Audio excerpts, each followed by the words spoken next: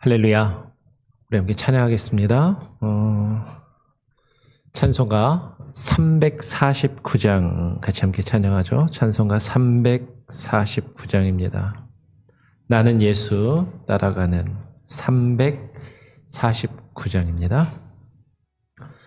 나는 예수 따라가는 십자가 그 사랑 주 이름 증언하기를 외주자리요.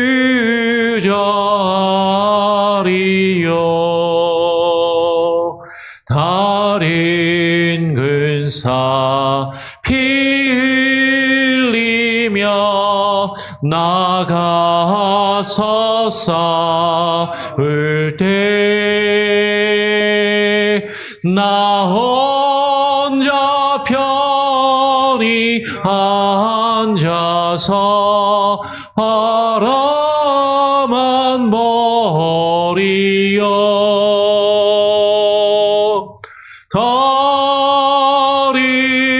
사람 어쩌든지 나 주님의 용사 되리. 나니 주의 군사 되어 충성을 맹세하여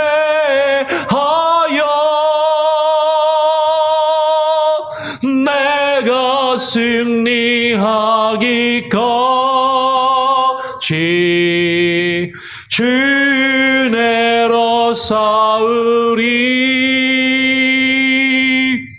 주님의 용사대 내게 주의 길 맡기소서.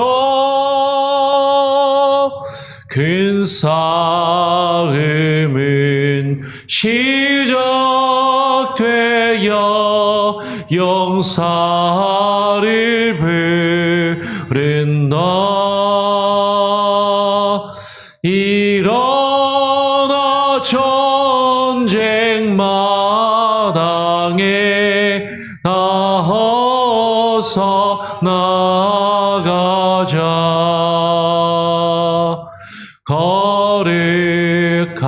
거룩하신 주님 위에 싸우러 나가자. 주님의 권능 힘입어 다 이길 때까지. 다른 사람 어쩌든지 나 주님의 용사 되리. 나는 주의 군사 되어 충성을 맹세하여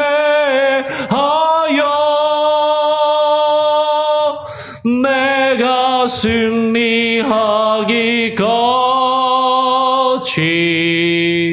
주내로 싸우리. 주님의 용사대 내게 주의 길 맡기소서. 그 승리의 영광 위에 싸워야 하리라. 주 말씀 나의 힘 되니 겁낼 것 없도다. 모든 싸움 이긴 후에 그 날이 이르면 승전가 높이 부르며 큰 영광 누리리. 다른 사람 어쩌든지 나 주님의 용사되리. 나는 주의 군사되어 충성을 맹세하여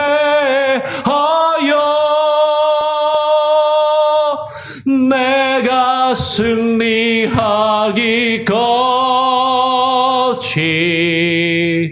주내로 싸우리. 주님의 용사된 내게 주의 일 맡기소서. 아멘.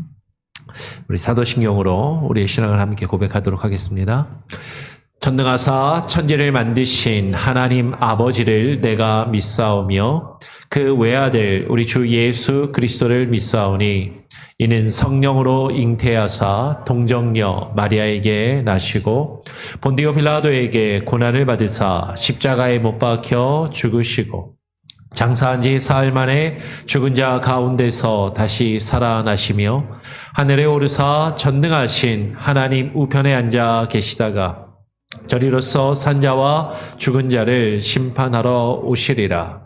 성령을 믿사오며 거룩한 공예와 성도가 서로 교통하는 것과 죄를 사하여 주시는 것과 몸이 다시 사는 것과 영원히 사는 것을 믿사옵나이다. 아멘. 예, 오늘 함께 나눌 말씀 인물은 요나입니다. 우리 요나서 1장 1절부터 3절까지 세 절의 말씀을 같이 함께 읽도록 하죠. 예, 제가 1절 읽고요. 2절, 3절은 같이 읽으면 좋겠습니다. 여호와의 말씀이 아미떼의 아들 요나에게 임하니라. 이르시되 너는 일어나 저 큰 성읍 니느웨로 가서 그것을 향하여 외치라. 그 악독이 내 앞에 상달되었음이니라 하시니라. 그러나 요나가 여호와의 얼굴을 피하려고 일어나 다시스로 도망하려 하며 욥바로 내려갔더니 마침 다시스로 가는 배를 만난지라. 여호와의 얼굴을 피하여 그들과 함께 다시스로 가려고 뱃삭을 주고 배에 올랐더라. 아멘.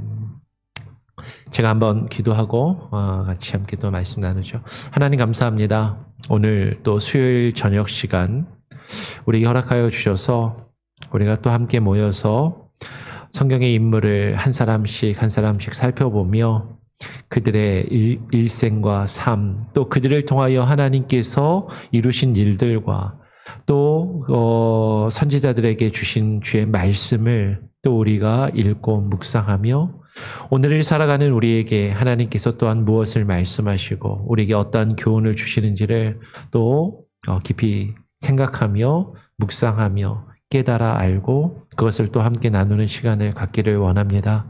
하나님, 이 자리 가운데 비록 적은 수가 모여서 하나님의 말씀을 나누지만 주님 함께하여 주시고 이 자리가 풍성하여 줄 수 있도록 또 이 자리를 또 사모하며 많은 사람들이 함께 모일 수 있도록 하나님께서 우리 성도들의 마음과 상황과 환경을 주장하여 주시고 하나님 함께 할 수 있게 하여 주시옵소서. 오늘 이 시간 또 우리가 요나를 살펴보기를 원합니다. 요나 선지자의 모습을 통하여 또 우리 자신의 부끄러운 모습도 발견하게 하시고 깨달아 알게 하시고 하나님의 말씀 앞에 겸손히 무릎 꿇게 하여 주시옵소서. 감사하며 예수 그리스도의 이름으로 기도합니다. 아멘. 예, 오늘은 아미떼 아들 요나에 대해서, 요나 선지자에 대해서 같이 함께 살펴보고 나누기를 원합니다. 요나 선지자는 요나서 지금 1장 1절에도 기록되어 있는 것처럼 아미떼의 아들로 여호와의 말씀을 받고 니느웨 성으로 가서 하나님의 말씀을 전했던 선지자입니다. 오늘 요나 1장 1절은 이렇게 시작하죠. 여호와의 말씀이 아미떼의 아들 요나에게 임하니라 라고 시작을 합니다. 아미떼의 아들 요나. 그럼 요나가 활동한 시기가 정확히 언제일까? 사실 여기에 대해서는 약간 의견이 분분할 수 있어요. 일단 아미떼의 아들 요나라는 인물이 요나서 외에 한 군데 더 등장을 합니다. 어디서 등장하냐면 열왕기하 14장 25절에 아미떼 아들 요나가 등장을 해요. 그래서 지금 요나서에 지금 기록되어 있는 이 요나 선지자가 열왕기하 14장 25절에 언급된 아미떼의 아들 선지자 요나, 아미떼의 아들 선지자 요나와 동일 인물일 가능성이 크죠. 이 아미떼의 아들 선지자 요나는 오늘 열왕기하 14장 25절을 보면 여호와께서 그의 종 가드 헤벨 아미떼의 아들 선지자 요나를 통해서 하신 말씀이 성취되었다라는 내용이 오늘 열왕기하 14장 25절에 기록되어 있어요. 그러니까 요나 선지자를 통해서 아미떼의 아들 요나라는 선지자를 통해서 하나님께서 하신 말씀이 뭐였냐면 그 말씀과 같이 여로보암, 여기서 말하는 여로보암 왕 2세입니다. 여로보암 2세가 이스라엘 영토를 회복하여서 하맛 어귀에서부터 아라바 바다까지 그 영토를 지경을 넓혔다라고 지금 그렇게 이야기를 하는 것이죠. 지금 그렇다면은 요 아미떼 아들 선지자가 이 여로보암이 이 영토를 넓히기 전에 이 말씀을 예언했다라는 것이니까 지금 이 선지자 요나는 여로보암 왕 2세와 비슷한 시기에 사역을 하면서 이 말씀을 예언하였든지 아니면 그보다 훨씬 이전의 인물로 요나가 이전에 예언했던 말씀이 이 여로보암 왕 2세 때 성취되었다라고 그렇게 볼 수가 있겠죠. 그런데 지금 이 여로보암 왕 2세는 우리가 이스라엘 역사를 보게 되면 아직 북이스라엘이 멸망하기 전입니다. 북이스라엘이 멸망하기 꽤 한참 전이에요. 요나서를 읽다 보면 요나가 말씀을 전한 니느웨, 이 니느웨 성은 아수르의 수도였고 지금 이 요나서를 이해하기 위해서는 이스라엘과 아수르의 관계를 이해하는 것이 중요한 실마리가 되겠죠. 그런데 우리가 지금 살펴보고 있는 열왕기하 14장 25절 이전에 쉽게 말하면 이 아미떼의 아들 이 선지자 요나가 활동했을 것으로 여겨지는 이 시기에는 아직 성경에서 아수르라는 나라가 언급되지 않아요. 그리고 북이스라엘과 아수르와 어떤 갈등이나 관계가 있었는지 언급이 되지 않습니다. 성경에서 이스라엘과 아수르의 관계나 그 갈등이 처음 언급되는 건 지금 열왕기하 14장이 아니라 15장으로 넘어가서 15장 19절 이후에 처음 아수르라는 나라가 등장을 하고 그 아수르와 이스라엘의 갈등 관계가 이제 생기게 되죠. 그래서 이제 어떤 학자들은 이 선지자 요나서에 나오는 이 선지자 요나는 이 아미떼 아들, 열왕기하 14장 25절에 나오는 아미떼 아들 요나와 동일 인물이 아닐 것이라고 그렇게 보는 사람도 있는 것이죠. 왜냐하면 지금 요나서를 보면 아수르하고의 어떤 긴장감, 갈등 속에서 이루어졌던 것으로 또 이렇게 상황이 그렇게 보이기 때문에 혹은 이스라엘과 아수르가 아주 적대적인 관계를 유지하였던 그런 상황에서 기록된 것으로 요나서의 어떤 문맥이나 흐름이 보이니까 그 요나서의 역사성이나 어떤 그런 것을 인정하지 않고 요나서가 뭐 물고기 뱃속에 들어갔다 나오는 이야기라든지 그 이방의 도성에 가서 선지자가 말씀을 전하는 것이라든지 이것이 좀 허구적이고 창작적인 내용이 아니냐라고 그렇게 이야기하는, 주장하는 사람들도 있는 것이죠. 그럼에도 하여튼 우리는 정통적인 보수적인 신앙에서는 이 요나가 분명히 니누에 가서 하나님의 말씀을 전한 것으로 우리는 받아들이고, 그리고 일단은 이 열왕기하 14장 25절에 나오는 아미떼 아들 선지자 요나와 요나서에 나오는 선지자 요나가 동일한 인물이라면 북이스라엘이 이후에 아수르에 멸망한 것이 사실이니까 아마 이 즈음부터 아수르와의 긴장감이나 갈등감이 성경에 명확하게 기록되지는 않았지만 형성되었을 가능성도 있겠다라는 것이죠.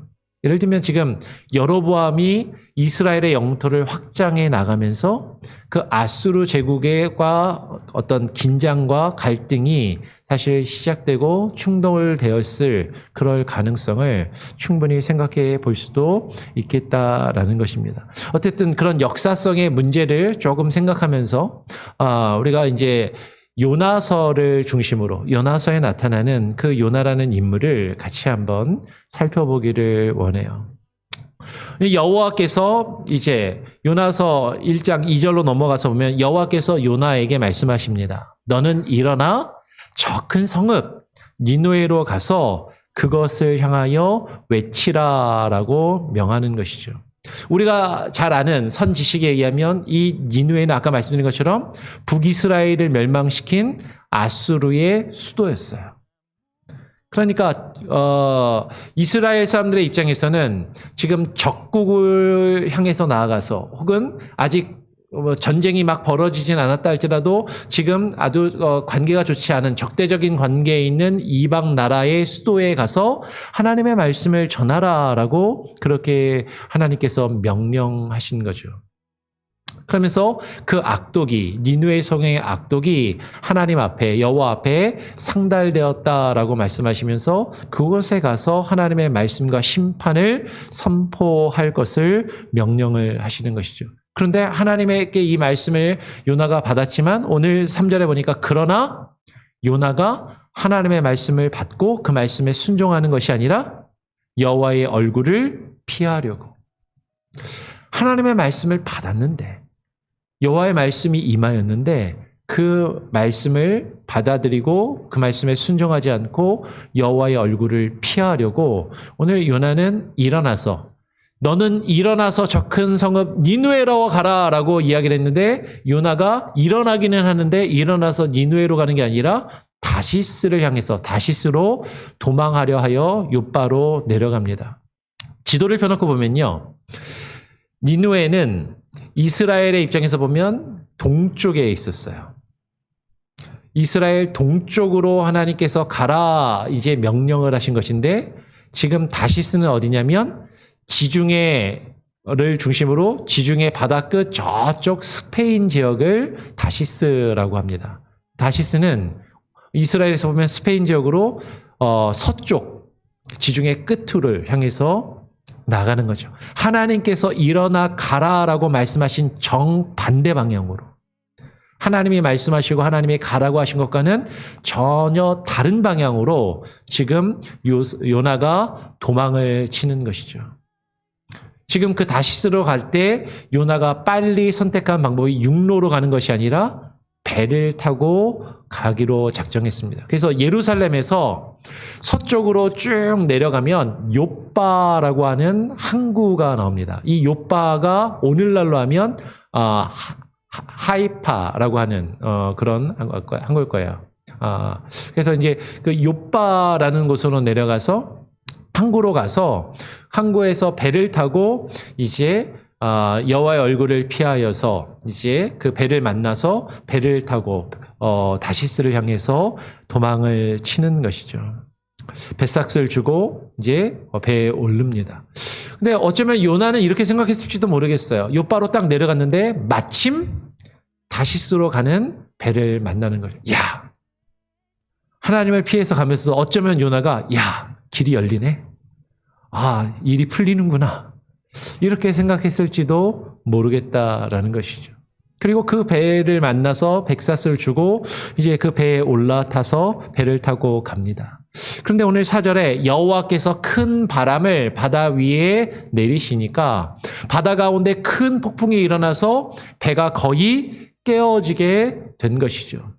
그러니까 그 배를 모는 사공들은 두려워가지고 각각 자신들이 섬기는 그 신을 부르면서 또 배가 가라앉을 것 같으니까 배의 무게를 줄이려고 배를 가볍게 하려고 막 무거운 것들을 내다 바다에 던지는 그런 일을 열심히 하고 있을 그때 요나는 어떻게 했어요?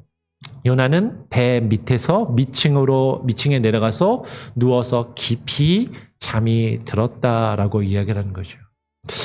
그렇게 혼란스러운데 둘 중에 하나겠죠. 요나가 급히 하나님을 거역해서 요바까지 가냐고 너무 피곤해서 깊은 잠에 들었을 수도 있을 것이고, 어쩌면 이것은 요나가 지금 자신의 주변에서 일어나고 있는 그 상황들, 하나님께서 자신에게 명령하신 하나님의 명령에 눈을 감고 있는, 잠들어 있는 영적인 상태를 보여주는 그런 모습으로 보인다라는 것이죠. 선지자인데 하나님의 말씀을 직접 받고 하나님의 말씀을 직접 듣는 선지자인데 이 요나가 하나님의 말씀을 거역해서 지금 정반대 방향으로 나아가다 큰 폭풍을 만나고 있는 거죠. 요나는 왜 니느웨로 가기를 싫어했을까요? 요나서에서는 구체적으로 그 이유를 설명하지는 않지만 우리는 짐작할 수가 있는 것이죠. 지금 자신의 민족을 괴롭히는 그 이스라엘과 적대 관계에 있고 싸움을 하고 있는, 아니면 아직 싸우고 있는지 아닌지는 모르겠어요. 그 이방 족속인, 죄 많은 그 이방 족속을 향해서 하나님의 말씀을 전하고 싶지가 않았던 것이죠. 그래서 하나님의 뜻을 거역해서 하나님의 말씀과는 전혀 반대 방향으로 나아갑니다. 그 하나님의 말씀과는 반대 방향으로 배를 타고 가던 요나는 큰 폭풍을 만나서 이제 바다에 던져지게 되는 것이죠.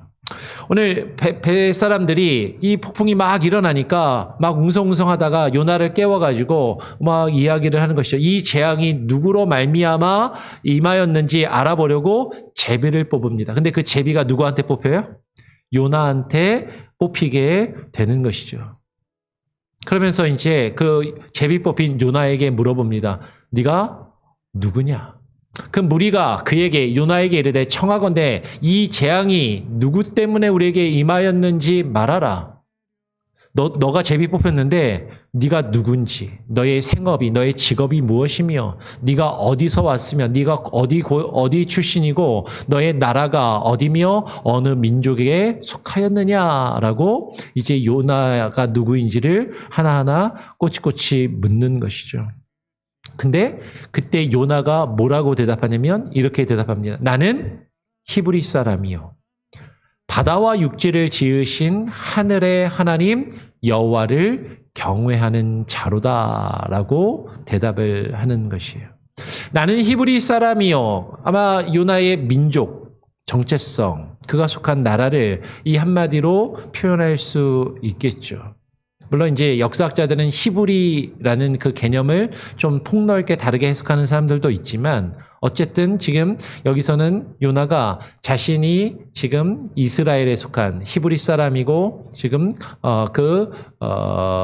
이스라엘 백성이라는 걸 이야기를 합니다. 근데 그러면서 자신의 정체성을 뭐라고 설명하냐면 바다와 육지를 지으신 그리고 그것을 다스리시는 하늘의 하나님 그 여호와를 어떻게 하는 자다? 경외하는 자라고 이야기를 하는 거죠. 근데 지금 자신은 여호와 하나님을 경외하는 자라고 이야기를 하는데 지금 요나는 하나님의 말씀을 받고 그 하나님의 말씀에 순종하지 않아요. 하나님이 가라고 하신 곳과는 정반대 방향으로 나아가고 있는 것이죠. 그러면서도 자신은 하나님 여호와를 경외하는 자라고 그렇게 이야기하고 있다라는 것이죠. 어쩌면 이것이 오늘날 우리들의 모습일 수도 있는 것이죠. 나는 하나님을 믿는 사람입니다. 나는 하나님을 경외합니다. 라고 이야기하면서도 하나님의 말씀을 받고 하나님의 말씀을 들으면서 그 하나님의 말씀이 우리에게 뜻하시는 바대로 나아가는 것이 아니라 하나님의 뜻과는 정반대 방향으로 나아가면서도 나는 여호와 하나님 여호와를 믿고 경외하는 자라고 스스로를 생각하고 그렇게 말할 수 있다라는 것이죠.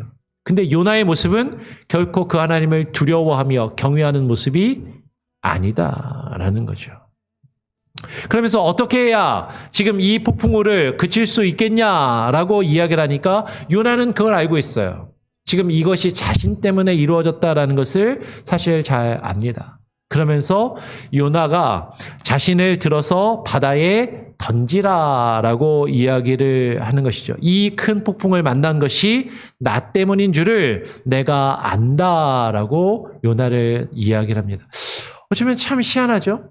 요나는 자신이 하나님의 말씀에 불순종했기 때문에 이런 일이 벌어졌다는 걸 너무나도 잘 알고 있어요. 근데 자신이 그것을 알면서도 그 하나님의 말씀에 순종하지 않는 거죠. 왜냐하면 자신의 생각과 다르기 때문에.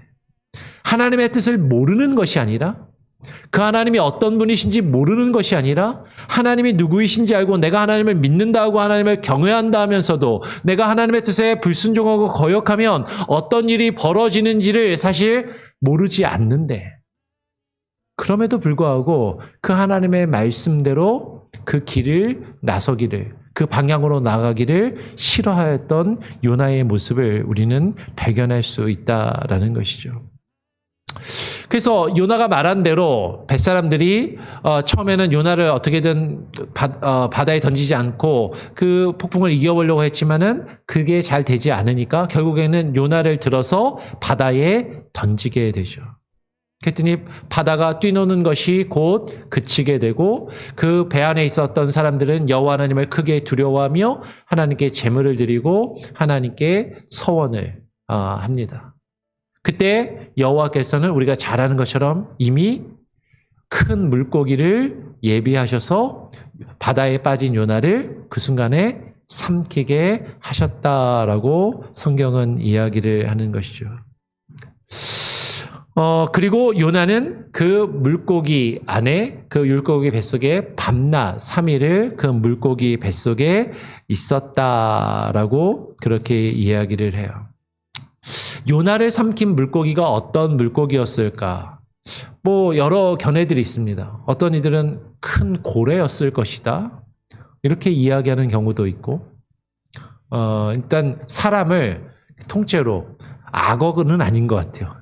잘라서 깨물어서 삼키는 그런 종류는 아닌 것 같고 그냥 통째로 이게 턱이 이렇게 많이 벌어져서 통째로 삼킬 수 있는 그런 물고기라면 큰 고래 종류였거나 혹은 어떤 이들은 이 큰 물고기라고 번역되어 있지만 어떤 우리 요새 아이들이나 현대 과학에서 이야기하는 바다 생물인 어떤 바다 괴물이나 어떤 공룡과 같은 큰 우리가 지금 발견할 수 없는 어떤 큰 바다 생물이나 괴물이 아니었을까라고 그렇게 이제 이야기하기도 하죠. 왜냐하면 지금 우리말로는 큰 물고기라고 해놨는데 이것이 이제 히브리어로 보면은 이제 꼭 물고기로 보지 않고 욥기나 이런 데서 바다 괴물이나 이런 것으로 번역되는 그런 단어이기 때문인 것이죠. 이제 물고기가 2장에 넘어가면 요나가 물고기 뱃속에서 기도하는 내용이 기록되어 있습니다. 요나가 밤낮으로 3일을 물고기 뱃속에서 하나님 여호와께 기도하는 것이죠. 그러면서 요나가 그 안에서 뭐라고 기도를 했냐면 이렇게 기도해요. 내가 받는 고난으로 말미암아 여호와께 불러 아뢰었더니 주께서 내게 대답하셨고 내가 스올의 뱃속에서 부르짖었더니 주께서 내 음성을 들으셨나이다. 여기서 스올의 뱃속은 지금 요나가 어디에 있는 거죠? 물고기 뱃속에 있으니까 스올이 물고기란 뜻인가? 이렇게 이해하시는 분들이 혹시 있을지도 모르겠는데 성경에서 스올은 보통 지하, 땅속 혹은 무덤 혹은 죽음. 지금 물고기 뱃속에 들어간 것이 요나가 무덤 속에 들어간 것과도 같고 죽음에 처해 있는, 아직 물속의 뱃속에 살아있지만 죽음의 그 속에 들어가 있는 것과 같은 그런 상황이라는 것이죠. 그 수월의 뱃속에서 하나님께 부르짖었더니 주께서 그것을 들으시고 나의 음성을 들으시고 내게 대답하셨다라고 지금 이야기를 하는 거죠. 그러니까 처음 기도가 그 앞에 더 많은 기도를 했는지 모르겠는데 일단 하나님이 내 기도를 들으실 것을 믿는 마음으로 기도를 한 것인지, 아니면 3일을 기도하면서 하나님께 나름 어떤 응답을 받았는지 지금 하나님께서 내 기도를 들으셨다라고 그렇게 이야기를 해요. 그러면서 요나가 하는 기도는 이것이죠. 주께서 나를 깊은 속 바다 가운데에 던지셨으므로 그 큰 물이 나를 둘렀고 주의 파도와 큰 물결이 다 내 위에 넘쳤나이다. 주의 파도와 큰 물결은 지금 요나의 입장에서는 하나님께서 자신을 심판하시고 자신을 치시는 어떤 하나님의 수단이었고, 그리고 하나님의 음성으로 그에게 다가온 것이죠. 그리고 그 가운데서 하나님께 기도하고 하나님께 간구합니다. 요나가 기도하며 간구하였던 그 내용을 보면, 특별히 4절, 5절에 보면 그 기도의 내용 중에 특이한 것이 이거죠. 내가 말하기를 내가 주의 목전에서 쫓겨났을지라도, 하나님의 말씀에 불순종하여서 이 바다에 던져지고 물고기 뱃속에 들어오는 신세가 되었지만 다시 주의 성전을 바라보겠다 하였나이다 라고 그렇게 기도를 합니다. 그러니까 성전을 향해서 성전으로 다시 돌아갈 것을 놓고 기도하는 그런 장면이 나오죠. 그래서 어떤 이들은 이 요나의 기도가 이제 성전을 잃어버리고 포로로 잡혀간 이스라엘 백성들이 마음에 담겨 있는 기도라고 그렇게 해석하는 경우도 있어요. 근데 중요한 것은 하여튼 성전을 향해서 기도하는 것. 지금 하나님께 버림받고 심판을 받는 그 순간에, 여호와의 목전에서 쫓겨난 그 순간에 그 방향성을 어디로 돌이켜야 되냐면 주의 성전을 떠나서, 하나님의 뜻을 떠나서 다른 곳을 향하여 갔던 그 요나가 다시 주의 성전을 바라보며 주의 성전을 향하겠다라고 하는 그 방향성을 돌이키고 있는 것이죠. 그리고 주의 성전을 바라보기를 원한다라고 그렇게 기도를 합니다. 물이 나의 영혼을 둘러 쌌사오며 기쁨이 나를 애워싸고 바닷물이 내 머리를 감쌌나이다. 그 바닷물 속에 깊숙이 물고기 속에서 들어가서 그 죽음을 맞이하는 그 요나는, 하나님 나를 살려주시면 내가 주의 성전을 바라보며 주의 성전을 향하여 나의 생각과 뜻을 돌이키겠다라고 주께 그렇게 간구를 하는 것이죠.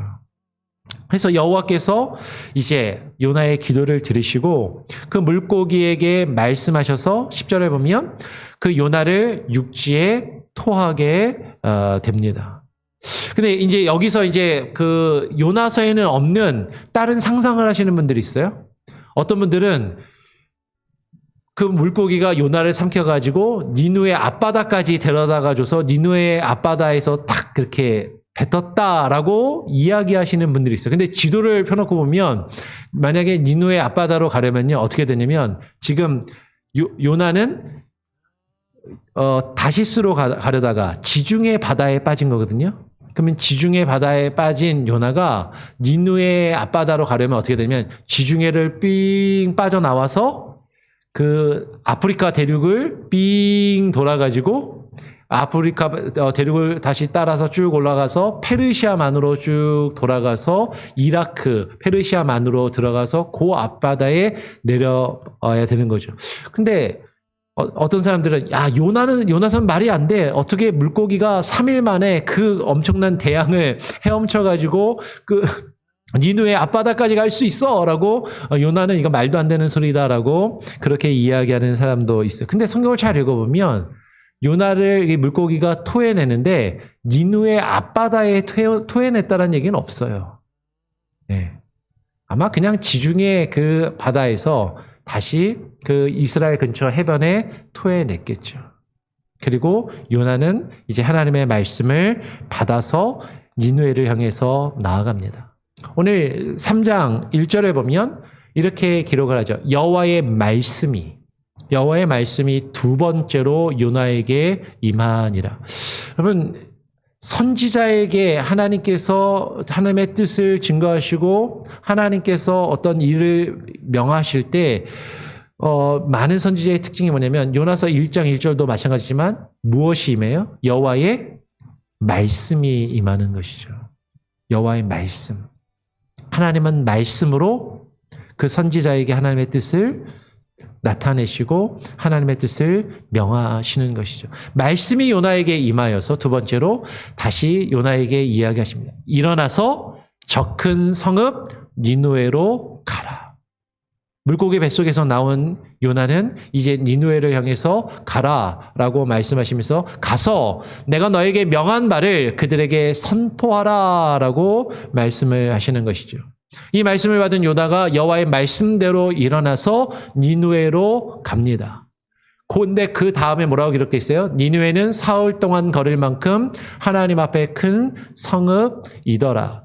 아까 물고기가 니느웨 앞바다에 내려졌다라고 이야기하면서 그 성경을 잘못 해석하는 사람들이 특징이 뭐냐면 그 니느웨 앞바다에서 내려가지고 사흘 길을 걸어서 니느웨로 갔다라고 그렇게 이해를 하는 것이죠. 근데 오늘 말씀을 잘 읽어보십시오. 니느웨는 사흘 동안 걸을 만큼 하나님 앞에 큰 성읍이라는 건 요나가 물고기 뱃속에서 나와서 사흘 길을 걸어서 니느웨에 도착했다는 말이 아니에요. 지중해에서 나와서 니느웨까지 가는 데는 아마 사흘 이상 수십 일의 시간이 걸렸을지도 모릅니다. 근데 지금 이 표현은 뭐냐면 니느웨 성에 도착해 보니까 그 니느웨 성이 얼마나 큰 성이었냐면 그 성을 한 바퀴 돌려면 사흘을 걸어야만 그 성을 한 바퀴 돌 수 있는 큰 성이었다라는 거죠. 물론 오늘날 뭐 미국이나 한국에 있는 대도시 같이 그렇게 큰 성은 아니었겠죠. 근데 사흘 길을 걸어야 그 성을 한 바퀴 돌 수 있을 만큼 그 정도의 크기의 성이었다라고 지금 그렇게 이야기를 하는 것이죠. 그 큰 성, 이제 니느웨에 요나가 도착을 합니다. 그리고 그 요나가 그 성에 들어가서 하나님께서 하신 말씀을 외치는 것이죠. 오늘 4절에 보면 요나가 그 성읍에 들어가서 하루 동안 다니며 외쳐 이르되 40일이 지나면 니느웨가 무너지리라 라고 말씀을 합니다. 저는 사실은 이 부분이 제일 잘 안 믿겨요. 무슨 얘기냐면 요나가 가서 하나님의 말씀을 얼마 동안 전했어요? 딱 하루 전했어요. 딱 하루 동안 하나님의 말씀을 외쳤는데 그 사람들이 이 40일이 지나면 이 니느웨가 무너질 것이다 라고 요나가 외쳤는데 그 말씀을 듣고 이 사람들이 회개하며 금식을 하더라라는 것이죠. 물론 여기에 몇몇 해석을 하시는 분들이 있어요. 뭐 창조과학을 하시는 분들은 이때 어떤 니느웨 사람들이 볼 수 있는 어떤 하늘의 어떤 특별한 징조나 어떤 그런 것들이 나타나서 그것을 두렵게 여긴 사람들이 요나의 예언의 말씀과 같이 그 말씀을 듣고 두려운 마음에 회개했다라고 그렇게 뭐 해석하고 설명하는 경우들도 있지만 어쨌든 이건 놀라운 일이 벌어진 거죠. 선지자가 하루 말씀을 증거했는데 그 말씀을 듣고 이제 40일이 지나면 이 니느웨가 무너질 것이다라는 그 말씀을 니느웨 사람들이 듣고 하나님을 믿고 금식을 선포하고 높고 낮은 자들을 막론하고 다 굵은 거친 베옷을 입고 상복을 입고 금식하며 이제 하나님께 회개를 하는 것이죠. 그리고 이 일이 니느웨 왕에게 들려지니까 왕도 그 자신의 보좌에서 일어나서 자신의 비단 옷인 왕옷을 벗고 그 화려한 옷을 벗고 굵은 베옷을 입고 제 위에 앉아 그 니느웨 왕도 회개를 하게 됩니다. 니느웨 성에서 하나님의 말씀을 선포했던 요나는요, 그들이 회개하고 이들이 회개하자 하나님께서 그들을 용서하시거든요. 그러니까 그것 때문에 화를 내게 되죠. 오늘 3장 5절을 보면 니느웨 사람들이 금식을 선포하고 높은 자들이 다 이렇게 회개했을 때, 오늘 10절을 보면 하나님이 그들이 악한 길에서 돌이켜서 떠난 것을 보고 그 뜻을 돌이키셔서 재앙을 내리시지 않았다라고 이야기를 해요. 하나님 어차피 뜻을 돌이키실 것인데 40일이 지나면 왜 니느웨가 무너지리라 라고 요나에게 말씀하게 하셨을까? 요나 입장에서는 자기 말이 이루어지지 않았으면 어쩌면 자기는 거짓말한 것처럼, 실없는 소리를 하는 사람처럼 들릴 수도 있을 텐데, 지금 이제 하나님은 그 뜻을 돌이키신 것이죠. 그래서 그런지 하나님께서 뜻을 돌이키시고 이제 그 니느웨 성이 멸망하지 않게 되자 요나의 반응이 어땠냐면, 요나서 4장 1절을 보면 요나가 매우 싫어하고 성을 냅니다. 화를 내는 것이죠. 화를 내면서 요나가 어떻게 했냐면 여호와께 기도를 해요. 그러면 이 두 가지가 같이 동시에 일어날 수 있다는 게 참 특이하지 않습니까? 막 화를 내면서 기도하는 것이죠. 하나님께 기도를 하는데 화를 내는 것이에요. 지금 하나님께 자신의 생각과 자신의 기대와 자신의 뜻과 다른 일을 이루시는 그 하나님을 바라보면서 그것을 싫어하면서 막 화를 내면서, 그러면서도 하나님께 기도하는 그 모습을 요나는 가지고 있더라라는 것이죠. 어쩌면 우리의 믿음이, 우리의 신앙이 하나님께 기도하기는 하는데 하나님이 내가 바라는 것, 내가 원하는 것, 내가 생각하는 것과는 다른 일들을 이루어 가실 때 우리는 그것에 화를 내며 그것을 못마땅해 하면서 하나님께 기도하며 따지듯이 하나님께 간구하고 있지는 아니한가 하는 것이죠. 근데 요나는 왜 화가 났을까요? 요나가 왜 화를 냈냐면, 요나가 이렇게 이야기를 해요. 여호와께 기도하여 이르되, 여호와여, 내가 고국에 있을 때, 내가 이스라엘에 있을 때 이럴 줄 알았습니다. 내가 이런 일이 일어날 것이라고, 이러하겠다라고 하나님께 말씀하지 아니하였나이까. 우리가 앞에서 읽은 요나서에는 사실 그 내용은 기록되어 있지 않습니다. 근데 요나가 지금 이야기하는 거 보면 하나님이 요나에게 처음에 니느웨 성에 가서 말씀을 전해라라고 하셨을 때 요나가, 하나님, 제가 저 니느웨 성에 가서 하나님의 말씀을 전했을 때 저들이 회개하면 하나님 어떻게 하실 건데요? 하나님 용서해 주실 거죠? 그러면 전 싫어요. 지금 요나가 그렇게 이야기를 하는 것이죠. 그러므로 내가 빨리 다시스로 도망하였사오니, 내가 하나님의 말씀을 듣고 니느웨로 와서 이들에게 하나님의 말씀을 전하면 그들이 하나님의 말씀을 듣고 저들이 회개하면 하나님이 저들을 벌하시지 않고 저들이 하나님께 심판을 받아 마땅한데 하나님이 저들을 심판하시지 않고 저들이 용서를 받는 것이 싫어서, 그래서 내가 하나님이 내게 말씀하셨을 때 빨리 다시스로 도망하였다라고 이야기를 하는 것이죠. 그러면서 하나님에 대해서 뭐라고 이야기해요? 주께서는 은혜로우시며 자비로우시며 노하기를 더디하시며 인애가 크시사. 이거 좋은 거 아니에요? 주는 은혜로우시고 자비로우시며 노하기를 더디하시며 인애가 크신데 왜 그게 싫어요? 왜 그것 때문에 화가 납니까? 그런데 그 주님의 은혜로움, 그 자비로우심, 노하기를 더디하심은, 그 인애는 나에게 그렇게 하시면 좋은데 내가 싫어하는 사람, 나를 괴롭게 하는 사람, 내가 저 사람은 하나님께 벌을 받았으면 좋겠다라고 생각하는 그 사람에게 하나님이 은혜를 베푸시는 건 싫은 거죠. 나의 원수에게 하나님이 자비를 베푸시고 나에게 상처를 주고 나를 힘들게 한 그를 하나님이 벌하시기를 바라는데 하나님이 그에게 노하기를 더디하시며 그에게 벌하시지 않고 그에게 인애를 베푸시는 것, 그것은 싫고 그것 때문에 화를 내고 있는 것이죠. 하나님께서 뜻을 돌이키셔서 재앙을 내리지 아니하시는 하나님이신 줄을 내가 알았음이니이다.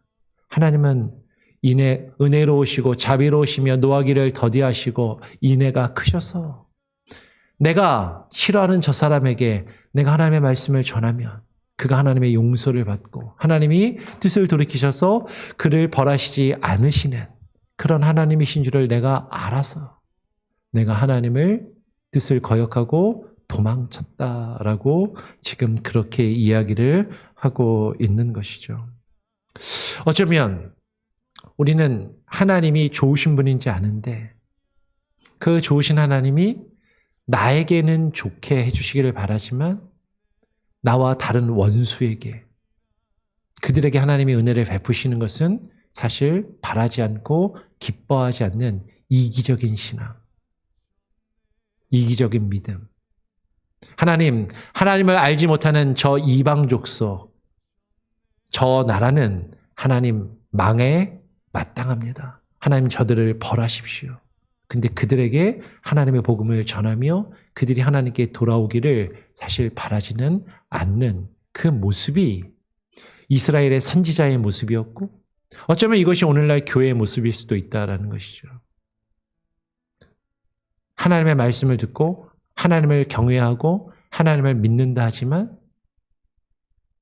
지금 내가 생각할 때 저 사람들은 하나님을 믿지 않는 이방의 족속이고 악한 세력이고 그 악의 세력은 하나님께 벌을 받아 마땅하다라고 생각하면서 그들이 돌이켜 하나님께 구원받기를 원하지 않는 모습이 요나 선지자의 모습이고 어쩌면 이것이 당시 이스라엘 백성들의 마음이었고 정서였고 어쩌면 이것은 오늘날 교회가 가지고 있는 모습일 수도 있다라는 것이에요. 오늘 하나님께서 이렇게 하나님 앞에 따지는 요나에게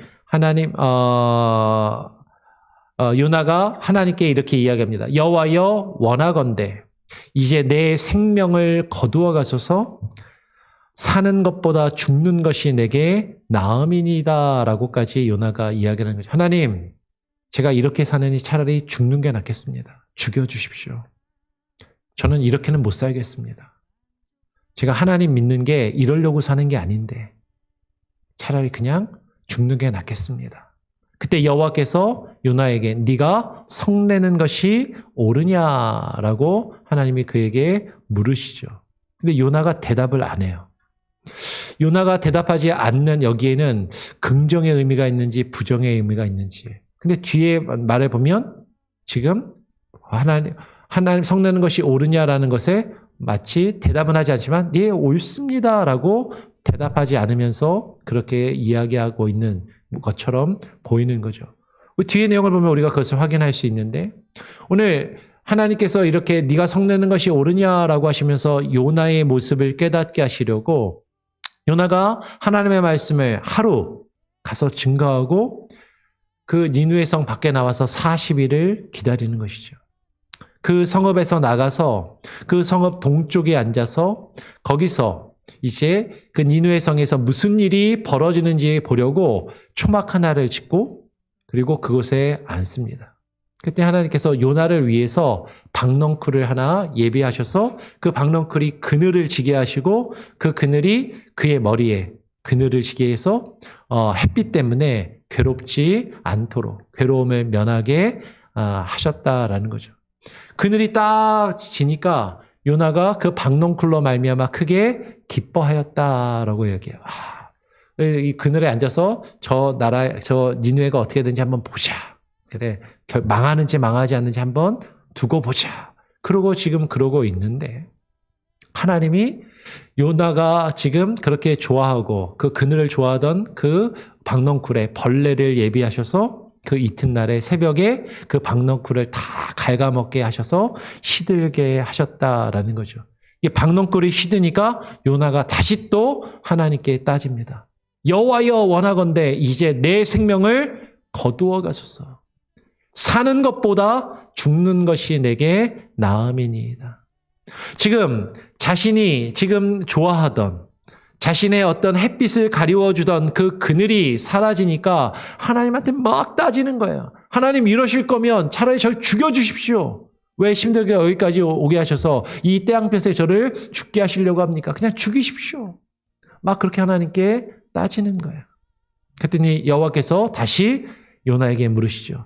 네가 이렇게 성내는 것이 옳으냐? 라고 두 번째 하나님께서 물어보시니까 이때 요나가 이제 그 분을 이기지 못하고 성읍에서 나가서 그 동쪽 성읍에 앉아 거기서 지금 거꾸로 갔네요. 다시 한번 먹게 하고 하나님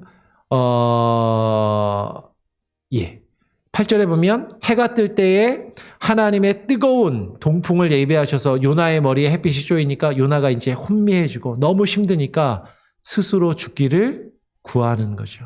그러면서 다시 요나가 사는 것보다 죽는 것이 내게 나으니라 라고 그렇게 이야기를 해요. 그래서 하나님이 요나에게 두 번째로 네가 이 박넝쿨로 말미암아서 성내는 것이 어찌 옳으냐라고 하나님이 다시 물으십니다. 그랬더니 요나가 뭐라고 대답해요? 내가 성내어 죽기까지 할지라도 옳으니다라고 이야기를 하죠. 네, 제가 이렇게 성내는 게 당연한 것 아닙니까?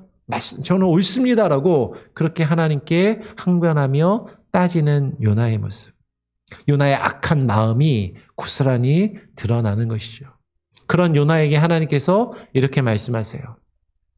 요나 여호와께서 이르시되 네가 수고도 아니하였고 재배도 아니하였고 하룻밤에 났다가 하룻밤에 말라버린 이 박넝쿨을 아껴서 좋아했는데 하물며 이 큰 성읍 니느웨에는 좌우를 분별하지 못하는 자가 12만 명. 오늘날 대도시에 비하면 이렇게 엄청 큰 건 아니지만 그 당시에 고대 시대에 12만 명의 사람이 살았으니까 큰 도시라는 거죠. 그래서 이 12만 명의 사람들이 있고 그들이 키우는 가축도 많이 있는데 내가 어찌 이 니느웨를 아끼지 아니하겠느냐. 너는 너의 머리에 그늘을 만들어주는 이 박넝쿨이 있다가 사라진 것도 그 박넝쿨을 아껴서 그 박넝쿨이 사라진 것도 지금 네가 분해하고 그것을 아까워하는데 이 니느웨에 있는 12만여 명의 사람의 목숨 그들을 내가 어찌 아끼지 아니하겠느냐라고 하나님이 요나에게 물으십니다. 근데 요나서는 여기서 끝이 나요. 그 다음에 요나의 반응이 어떤 것인지 이야기를 하지 않습니다. 오픈 클로즈죠. 그 뒤에 요나가 어떻게 반응했을까? 이제 상상의 영역이에요. 둘 중에 하나겠죠. 요나가 그렇군요 하나님. 저의 잘못을 하나님 제가 깨닫고 뉘우칩니다. 그랬으면 좋았을 것 같고. 어쩌면 이렇게 끝나는 것은 요나가 아까 처음에 네가 나에게 이렇게 성내는 것이 옳으냐라고 할 때 하나님의 그 물음에 대답하지 않았던 것처럼 내가 이 니느웨를 아끼지 않겠느냐라고 할 때 그 하나님의 말씀에 대답하지 않고 그냥 외면하는 모습으로 마무리된 것일 수도 있겠죠. 어쩌면 이 요나서에 나오는 요나는요, 아까 말씀드린 것처럼 니느웨와의 그 갈등 속에서 이스라엘 백성들이 그 적국 니느웨를 향한 그 마음, 그들에게 하나님의 사랑과 사랑으로 하나님의 말씀을 전하기를 거부하는 유대인들, 그들을 하나님께서 책망하시는 그런 모습이 지금 이 요나서에 담겨 있다라는 것이죠.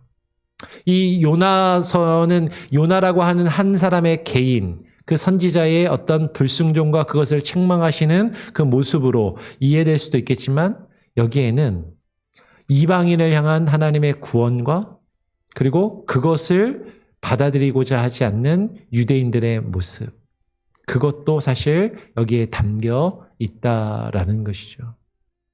그러면서 오늘날 우리에게 있어서 정말로 하나님이 우리에게 말씀하실 때 그 말씀이 하나님이 우리에게 주시는 그 말씀이 다 내가 딱 생각할 때 납득이 되고 이해가 되고, 그렇게 하면 그 일이 나에게 기쁨이 되는 일만 내게 명하시는 것이 아니더라라는 거죠.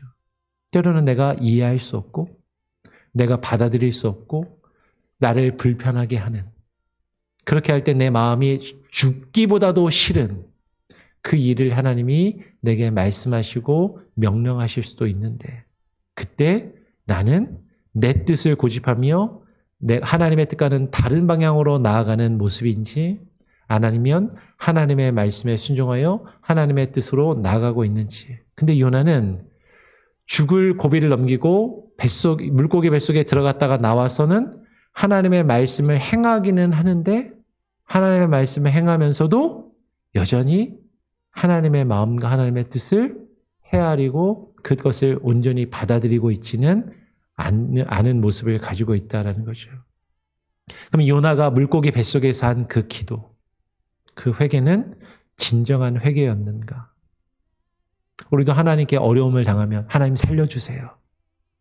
이 일이 지나가면 하나님께 헌신하고 충성하고 하나님 뜻대로 살겠습니다라고 말하지만, 그러면서도 하나님이 내 삶 가운데 이루어 가시고 나를 통해서 어떤 일들을 이루어 가실 때, 그것이 내 생각과 나의 기대와 내가 바라는 것과 다른 일들이 펼쳐질 때 우리는 그것을 죽기보다도 싫어하며 하나님의 말씀과 뜻을 거역하고자 하는, 마지못해 그 일을 하기는 하지만 정말로 하나님의 뜻을 온전히 받아들이고 있지 못한 모습은 우리에게 없는가? 우리가 그것을 한번 생각해보고 되돌아보기를 원합니다. 같이 함께 찬양하고 기도하고 또 함께 이후에 요나에 대해서 한 번 더 생각해보고 나누는 시간을 가져보죠. 찬송가 449장. 요나는 주님을 뜻을 거역하며 딴 길로 갔지만 우리는 주님을 따라서 가기를 사모하는 마음으로 나는 예수 따라가는 찬송가 449장 같이 함께 찬양하고 제가 기도하고 마치겠습니다. 449장입니다. 예수 따라가며 복음 순종하며 우리 행할 길 원하겠네. 주를 의지하며 순종하는 자를 주가 늘 함께 하시리라. 의지하고 순종하는 길이 예수 안에 즐겁고 복된 길이로다. 해를 당하거나 우리 고생할 때 주가 위로해 주시겠네. 주를 의지하며 순종하는 자를 주가 위해 주시리라.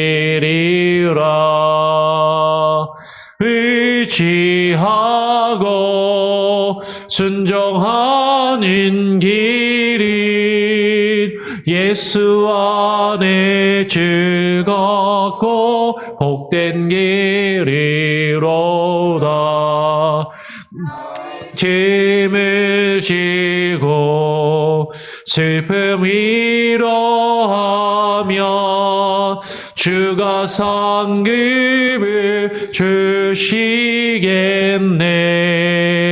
주를 의지하며 순종하는 자를 항상 복 내려 주시리라.